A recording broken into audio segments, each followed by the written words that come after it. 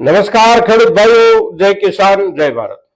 ખેડૂત ભાઈઓ, આપણે ડુંગળીનું જે બીજ હોય છે, કાળું બીજ, અને એ બીજ ડુંગળીના રોપનો ઉછેર કરનારા ખેડૂતો એટલે કે ધરુવાળિયા જે ખેડૂતો ઉછેરે છે અને ડુંગળીના ચોપાણ માટે બાકીના ખેડૂતોને ધરુવાળિયાના હિસાબથી ધરુમાંથી રોપ જે પૂરો પાડે છે, આ ખેડૂતોની બહુ અગત્યની જરૂરિયાત હોય છે। અને આ જરૂરિયાતમાં સૌથી અગત્યનો મુદ્દો હોય છે બિયારણની ખાતરી।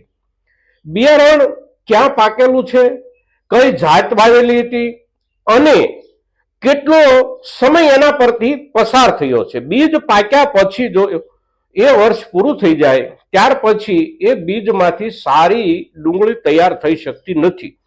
અગર તો આપણે એવું પણ કહી શકીએ કે એનો ઉગાવો પણ ઓછો આવતો હોય છે અને ઉગાવો આવ્યા પછી પણ ઉગાવો ઉતરી જતો હોય છે। પરિણામે જે રૂપમાં એમાંથી ઉત્પાદન મળવું જોઈએ એ રૂપમાં ઉત્પાદન નથી મળતું। એનાથી જો વધારે સમય થઈ ગયો હોય તો બિલકુલ ઉગાવો નથી આવતો। અને આ મુદ્દે ઘણા બધા ખેડૂતો આપણા ખાસ કરીને ધરુવાળિયાનું ખેતી જે કાંઈ કરે છે આ ખેડૂતો ઘણી વખત છેતરાતા હોય છે। એટલે ધરુવાળિયાની ખેતી કરનારો ખેડૂત બિયારણ એ જગ્યાએથી ખરીદે છે કે જ્યાંથી એને ખાતરીબંધ પકવેલો માલ મળવાની 100% ખાતરી હોય અને 100% ભરોસો અને વિશ્વાસ હોય। અને તેથી ધરુવાળિયા ઉછેરતા ખેડૂતો માટે સૌથી અગત્યની માહિતી હોય છે કયા વિસ્તારમાં, કયા ગામમાં, કયા ખેડૂતે આ વર્ષમાં કયા દડાનું ચોપાણ કર્યું છે। લાલ દડા છે, પીળી પત્તી છે, સફેદ છે, સફેદમાંથી સફેદ દેશી છે કે સફેદ બુધેલ એક્સપોર્ટ છે। આ બધી અગત્યની માહિતીઓની એમને માટે ખૂબ જરૂરિયાત હોય છે। અને તેથી આપણે પણ આપણી ચેનલ પર આ વિષયને લગતા, આ મુદ્દાને લગતા વિડીયો મૂકતા રહીએ છીએ।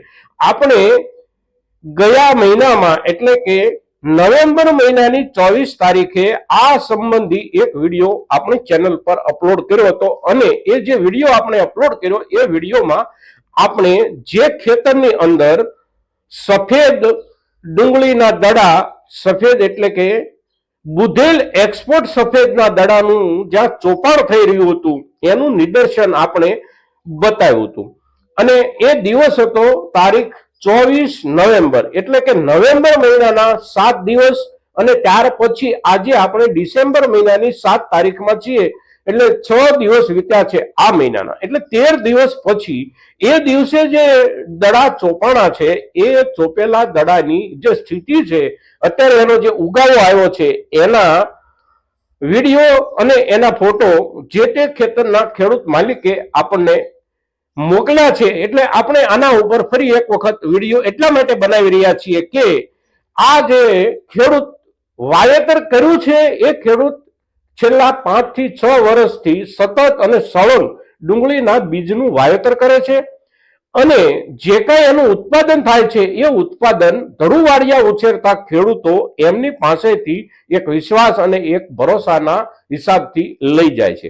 હવે એનો જે ઉગાવો આવ્યો છે એટલો બધો સરસ ઉગાવો આવ્યો છે અને એ જે સરસ ઉગાવો આવ્યો છે એ માત્ર આ વર્ષમાં જ આવ્યો છે એવું નથી। વીતેલા 5 વર્ષ દરમિયાન એમની ખેતીની જે પદ્ધતિ છે અને દડાનું જે ચોપાણ કરે છે એ ચોપાણની સાથે ખાતર મેનેજમેન્ટ અને બાકીની જરૂરિયાતો એ જે રીતે પૂરી પાડે છે એ થોડું વિશેષ પ્રકારનું છે।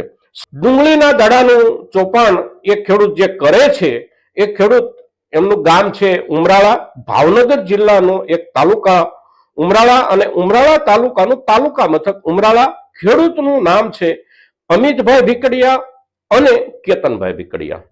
એમની વાડીમાં છેલ્લા 5 વર્ષથી 6 વર્ષથી એ જે ડુંગળીના દડાનું ચોપાણ કરે છે એમાં પાયાના ખાતર તરીકે એ ડીએપી પણ નથી વાપરતા અને એનપીકે 12-32-16 પણ નથી વાપરતા। પાયાના ખાતર તરીકે એ સિંગલ સુપર ફોસ્ફેટ જ વાપરે છે અને સાથે પાયામાં જે નાઇટ્રોજનની જરૂરિયાત હોય એ પૂરી કરવા માટે સિંગલ સુપર ફોસ્ફેટની સાથે એમોનિયમ સલ્ફેટ પાયામાં આપે છે। ત્યારબાદ ડુંગળીના સમગ્ર જીવન ચક્ર દરમિયાન પૂરતી ખાતર તરીકે એને ક્યારેય પણ યુરિયાનો ડોઝ એમના તરફથી નથી આપવામાં આવતો, એમોનિયમ સલ્ફેટનો ડોઝ જ એમના તરફથી આપવામાં આવે છે અને આપણા ડુંગળીના પાક આપણા લસણના પાક, આવા જે કોઈ પાકો છે એની સૌથી વિશેષ અને અગત્યની જરૂરિયાત હોય છે સલ્ફેટ. સલ્ફેટ એના પોષણ તરીકે કામ કરે છે, સાથોસાથ સલ્ફેટ જમીનમાંથી જે ફૂગજન્ય રોગોનું નિર્માણ થાય અને એ ફૂગજન્ય રોગો આપણા ડુંગળીના પાકને જે નુકસાન કરે છે, એની અંદર જે મુંડાઓ પડવાનો પ્રોબ્લેમ આપણને રહ્યા કરે છે, એની સામે બહુ મોટું રક્ષણ આપતું કોઈ પણ તત્વ હોય તો એ તત્વો પૈકીનું એક તત્વ છે સલ્ફેટ. અને આ સલ્ફેટનું તત્વ પાયામાંથી મળી રહે એટલા માટે એ પોતાના ખેતરમાં વાવેતર પહેલા પાયાના ખાતર તરીકે કે સિંગલ સુપર ફોસ્ફેટ વાપરે છે કે જેમાંથી ફોસ્ફરસ અને સલ્ફેટ બંને તત્વો મળી રહે છે પૂરતા પ્રમાણમાં, જરૂરિયાતના હિસાબથી. હવે આ જે અત્યારના દિવસે એટલે કે 13 દિવસ પછી આ ડુંગળીના ચોપાણના દડા જે રીતે અત્યારે એનો છોડ બહાર આવી અને જે રૂપમાં વિકસી રહ્યા છે એ આશ્ચર્યજનક અવસ્થામાં છે અને એને આપણે જોવાનો અને સમજવાનો પ્રયાસ કરવો છે.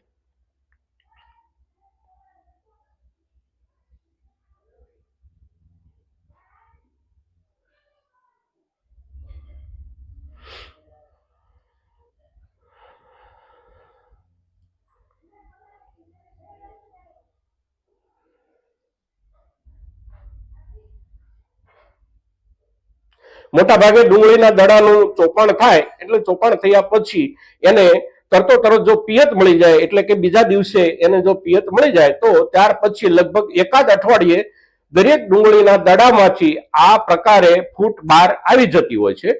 એટલે આ જે ફૂટ આવેલી આપણને દેખાય છે ને અત્યારે જે છોડ દેખાય છે એ છોડને આપણે સામાન્ય રૂપમાં સમજીએ તો એની ઉંમર લગભગ 1 અઠવાડિયાની થઈ એવું આપણે સમજી શકીએ, કારણ કે ગયા મહિનાની 24 તારીખે એમનું ચોપાણ ચાલતું હતું અને 25-26 તારીખમાં એને પિયત મળ્યું છે.